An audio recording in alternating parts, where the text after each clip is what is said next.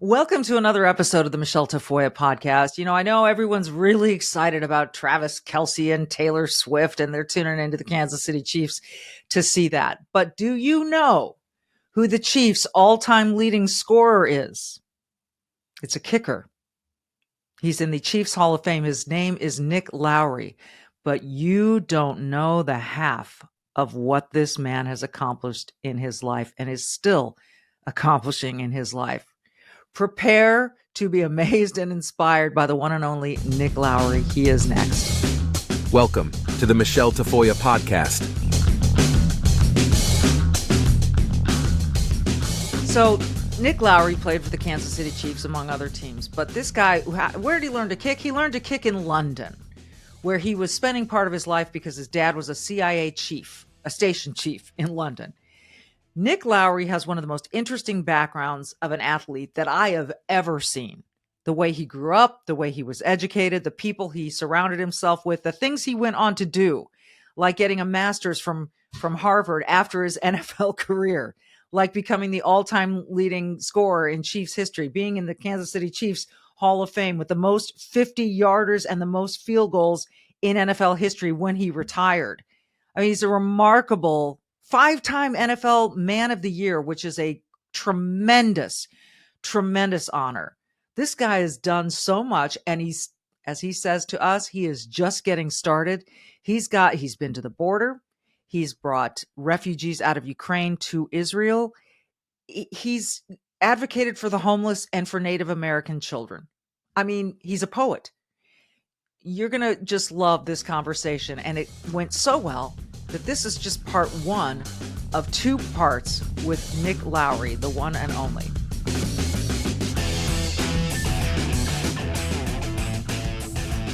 Well, America is at a tipping point. It's Michele Tafoya to tell you about a new movie you really have to see. Dinesh D'Souza's movie, Police State, exposes the government's relentless persecution of the conservative MAGA movement. The America we know and love is becoming more and more like a police state every day. The FBI has turned its eyes away from the real dangers in the world to target what they call domestic terrorists, with a totalitarian agenda that's treating conservative Americans like criminals. They're targeting their political opponents using mass surveillance and censorship, indoctrinating our kids, and threatening families with military-style raids on our homes. Threatening people like you and me, who speak our minds and stand up for freedom of speech, freedom of religion, our God-given American liberties. Directed by Dinesh D'Souza, Debbie D'Souza, and Bruce Schooley, Police State sounds the alarm. If you demand your freedom, they're coming after you. Well, how do we get here? And how do we turn the tide of this tyrannical government's agenda? You got to see this movie, Police State. Buy it or stream it now at policestatefilm.net.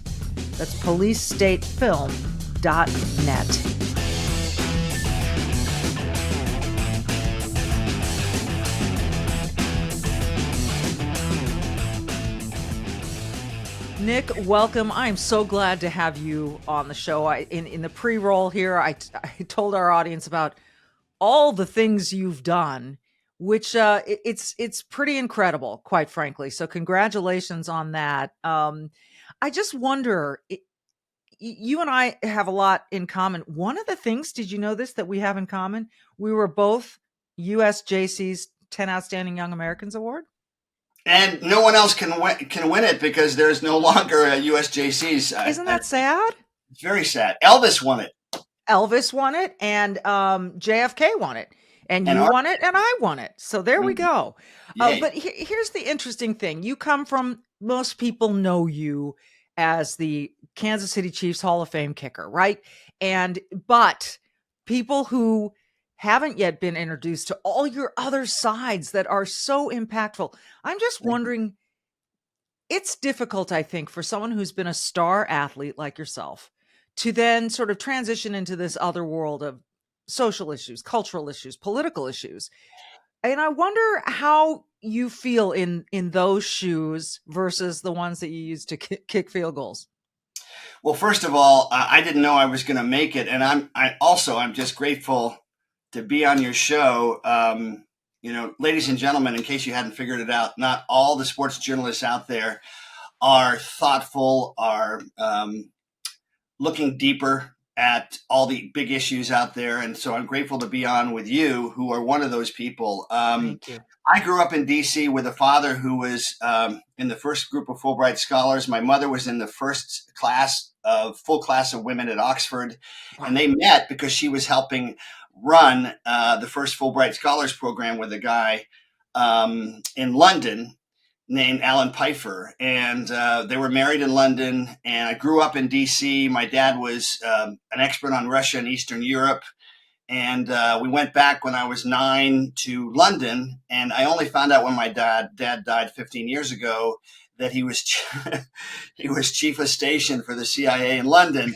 I knew he was CIA. I didn't know that. But we grew up, listen to this, Michele. I grew up next door to Justice Byron Whizzer White.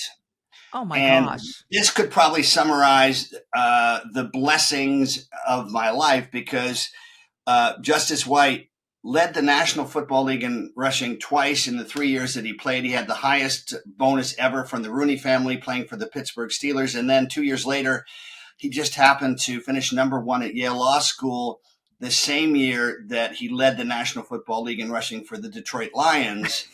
And until a few years ago, the foremost humanitarian award from the NFL players was given in his name. Well, he moved in 1962, the same day we moved in. He was in 6801 Hampshire Road, and they have since moved, and we were in 6803 Hampshire Road. And the second day, I think we might even touch on this individual and his son. The second day, I came out in our front yard, and there was this man with a big Labrador next to him with incredibly bright red hair, with his back to me, talking to Justice White in their front yard. And it was Bobby Kennedy, who had walked 5 miles over. He was a big walker, as you might know, to greet him. So many years later, in 1992, I was awarded that award. And I can't think of anything more powerful. And also, to me, underscores when we are surrounded by great people, there is, I get emotional about this, there is such an incredible language of destiny, of potential that we absorb, even if we don't even know it's happening. So I know he made me think about my life in bigger terms. And there's a nice article in the New York Times about a relationship, but he actually worked for Bobby Kennedy and helped command, as the head of the U.S. Marshals, take over the school buses to protect the marchers into Selma, Alabama. Wow. in 1961-62. So that was my next door neighbor. And growing up, I actually was a legislative aide, not knowing I was going to make it, getting cut and rejected by all these different teams. I worked for Senator Chafee of Rhode Island twice in those off seasons, after playing briefly for the Patriots, after going to Dartmouth College, got a great education there, but didn't know I was going to make it. So when you ask that question about, how do I talk about those things? Well, it was kind of in my blood, growing up with Neil Bush on the basketball team at St. Albans, David Kennedy, who has since died, Bobby's son, who was at Potomac with us. Courtney Kennedy was a playmate of my twin sister. Evan Bayh, the governor and senator from Illinois, is one of my better friends from St. Albans. So you grow up with that message that to whom much is given, and I was given a lot, not financially, but in terms of education and great role models like Justice White. You grow up with a sense that you're supposed to do something with it.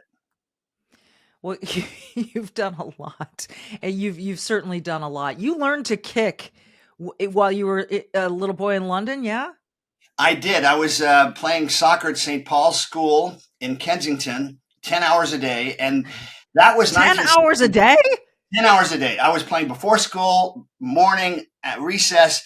My poor mother, they were on a budget, and believe it or not, you don't get paid that much working for the CIA. And I wore a huge hole through the sole of my dress shoes after about 3 weeks, because I was always playing soccer. But England won the World Cup, hosted in England, and won the World Cup, beating Germany. Jeff Hurst, 3 goals. Yeah. And then we played rugby a few weeks a year at Ealing Common in London. And I was about this much taller than the other players, and it just was so natural to put the ball on the ground and kick it. And then we went to Germany. My dad was number 2 in Germany, and that was when Russia invaded Czechoslovakia in '68. So those were tense times. My father disappeared for a couple of weeks, and um, you can imagine what he was having to make sure wasn't going to happen, which was a further invasion of Europe. And then we came back to the States in '69, and in 8th grade, I had kicked a 32-yard spiraling field goal against Landon, our rival for Potomac School. And then the next year started kicking for St. Albans and kicked a 42-yard field goal against Sidwell, where Obama's kids played and where Chelsea Clinton went to school. So you can imagine being around that environment with ambassador sons, congressmen, you're like a pinball machine with energy coming against you, I think, in life. And if it's good energy, if it's thoughtful energy, it at least inspires you to think what else on a bigger tableau of life, what is possible. Well, it's really interesting. I think it could either leave you entitled or very inspired and ambitious, and clearly it was the latter for you. And yet you continued to pursue this kicking career and went on to have this amazing career, in particular with the Kansas City Chiefs, whom I know you love. What do you think about all this Taylor Swift mania surrounding the chiefdom? Well, if anybody can handle it, it's Travis Kelce. I mean, There's no question. If he was 26 or 27, he's 33, she's 33, 34. This ain't their first rodeo. Yeah. And he's won 2 Super Bowls. He's hosted Saturday Night Live. Yeah. He's on almost as many commercials as Taylor, maybe more. His personality, he's going to go into acting. I mean, I can just see it. I was a theater major my first 2 years at Dartmouth. He's just got that personality. And as you saw on Sunday, OMG, I mean, he caught 179 yards. What was it? 12 catches or something, touchdown. He's got great hands, but he does seem to play as well or better when she's in the stadium. But I don't think it's just because of him. If you look at his performances in our 2 Super Bowl wins, he was a huge part of it. So Epic. He is a clutch player. He has an ESP relationship with Patrick Mahomes, who, by the way, is the real deal. Patrick. There's no question. You know, they have a very kind of Brady Gronk sort of thing going on, and I think it's a fair comparison given the greatness, the levels of greatness. They make each other better. It's fun to watch. And someone said to me, I think Travis is going to end up being embarrassed by all this attention. I said, you don't know Travis Kelce. Then he's going to handle this just fine. So that's all good. Your Chiefs are in good shape. You went to Harvard. You got your master's at Harvard, correct? Yeah, so played 18 years, most points in Chiefs history. Very proud of that, and retired as the most record kicker ever with the most field goals. Who's counting? The most field goals ever, the most 50-yard field goals ever, the highest PAT percentage, and all those things. I'm so glad you're saying all of this, though, because people need to know just how damn good you were. Thank you, because for 10 years, even though Sports Illustrated said I was kicker of the decade, good old Paul Zimmerman, in the 80s, we weren't a very good team until Marty Schottenheimer and Carl Peterson came along, and we did.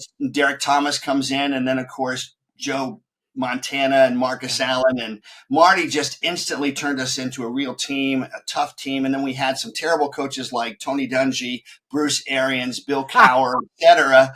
So it was such a blessing. I'm getting a chill talking about it because in 1 year, Arrowhead Stadium went from 23,000 season tickets to completely sold out.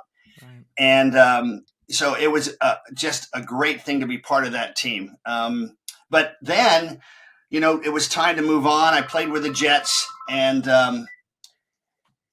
it was not the best experience. It was very humbling, let's say, but I enjoyed playing my first year with Pete Carroll. But when it was time to move on, I was invited to read my poetry at Harvard. And when I was there, I started a program, Michele, back then called Native Vision with Johns Hopkins and with the NFL Players Association. And it was on Oprah with Colin Powell as one of the 5 top programs for youth in the country.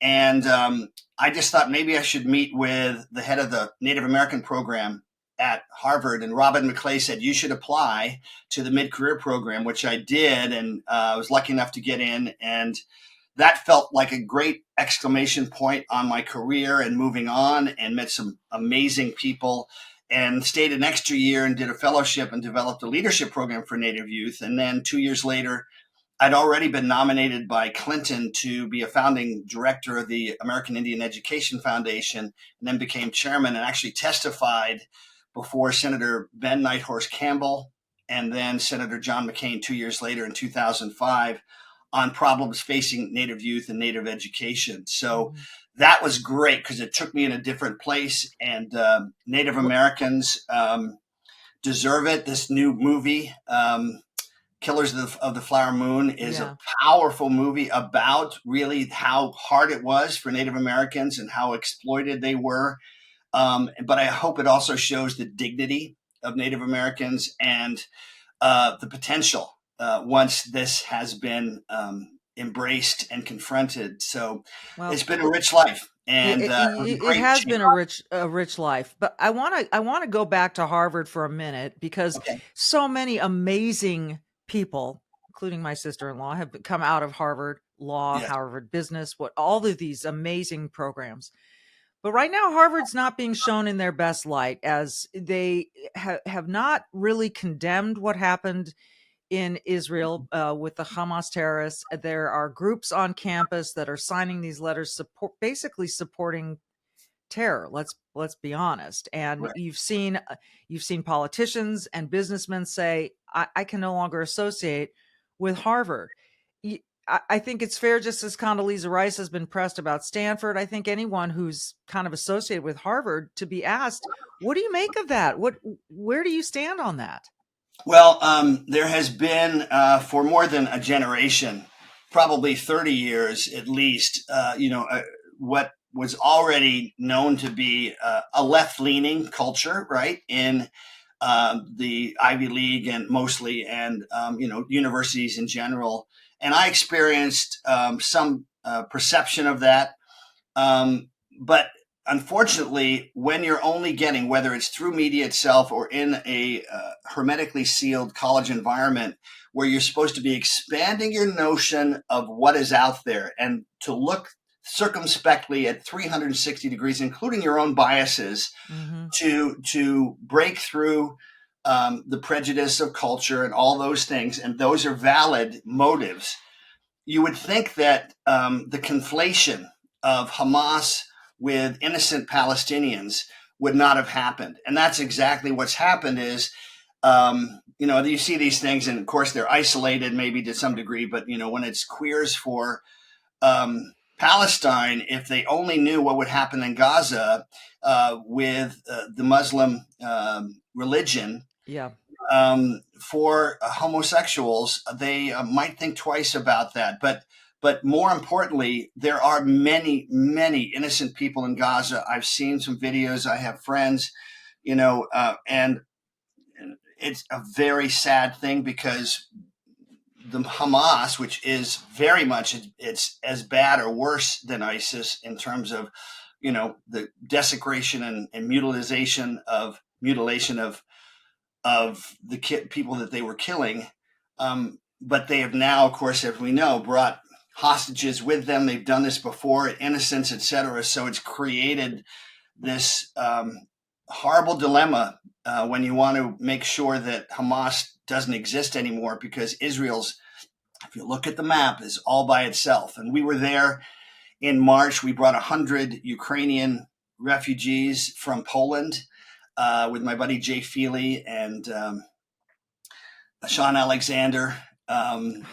Great people. We brought them to Israel and got a great tour of the Holy Land. But also, I remember being there, standing on the border and realizing that in that direction, 40 miles away, is Beirut, Lebanon, and 40 miles that way is Damascus. It is so concentrated that it is truly a boiling point, like no other place in the world. And we are in a very, very vulnerable and difficult place now in the world.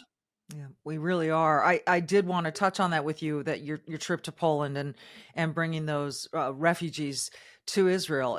I gotta believe that on October 7th, you did this in March, and Yes. then October 7th happens, and you're probably going, oh my gosh, I took people from Poland. We thought they were taking them to a safe place, a place that has been experiencing sort of unprecedented peace with its Arab neighbors, thanks to the Abraham Accords and some forthcoming, what looked like very promising relationships, right, with Mhm. Saudi Arabia and Israel. Mhm. And you're going, what is happening? I got to believe that was a bit of a shock to you. Well, not completely, frankly, Michelle, because we were shown the Iron Dome. We were there, and overlooking Gaza and hearing about all the things right there. And I have to say, there are not great living conditions there, and that is a truth about Gaza. 2.3 million people crammed into an area, and if you can create economic opportunity for people where they feel like they can create their own entrepreneurial endeavors on a significant scale. Those are the ways that you build bridges of peace, frankly.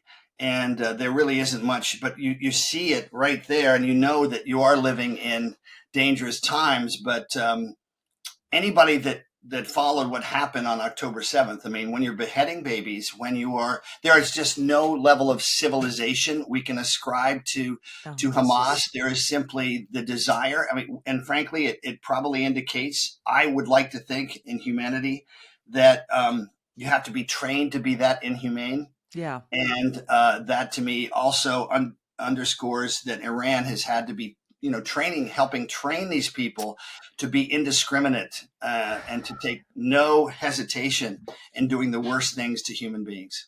Well, it's so tragic on so many levels. And my understanding in listening to Condoleezza Rice, who obviously was Secretary of State and was part of a number of visits between Palestine and Israel and the search for peace there, Hamas was quote unquote elected to govern Palestine. They're being governed by a terrorist group that is being funded by Iran, who wants to wipe Jerusalem and basically and Israel and every Jew off the face of the planet. And I think they'd go for Christians next, quite honestly. Absolutely. And to then say that Hamas is ruling these people. Aren't the people then in Gaza that you describe in these horrible living conditions, aren't they under the jackboot of Hamas? Yes, they are. And of course, the great proportion of the money that does go there for aid is going to fund a military regime. Yes. And if you look at what happened in Lebanon, the Paris of the Middle East, when Muslim refugees came in, the whole culture changed from a Christian, certainly a very comfortable Christian culture, multicultural, to what it is today, which is anything but Christian. And that with Hezbollah, I'm afraid, is going to be the next flashpoint any day now, any hour now. But when you see that, you realize the inevitability of that and how we have to stand firm for Israel, for our brothers and sisters who have a sense of civilization, who do not revel in the desecration and the killing of others, and most importantly, who see a world where we can live together. Now, we have to take steps that way. I'm ambivalent about further carpet bombing of Gaza. But at the same time, we live in an era now where we can't really know all the truth. Disinformation was my father's job, to be able to discriminate between Russian and disinformation and accurate information. You have Al Jazeera, which I don't think is actually the worst media outlet ever, but certainly has one side that it portrays, and they're saying we've done our research, and the bomb that hit the hospital in Gaza was an Israeli bomb. And at the same time, we have the Prime Minister of England saying, with our resources, obviously the U.S. has said the same thing, that this was an errant missile from Gaza itself, from Islamic Jihad. Yeah.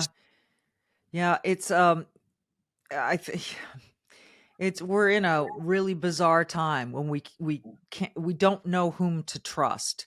But it seems to me that the international consensus seems to be, and I agree with you that but I've got to look at Al Jazeera with a little bit of, as you should look at any media outlet, quite frankly, these days, with with a little bit of trust but verify kind of thing. But it's hard to know whom to trust when our own government has been guilty of misinformation as well.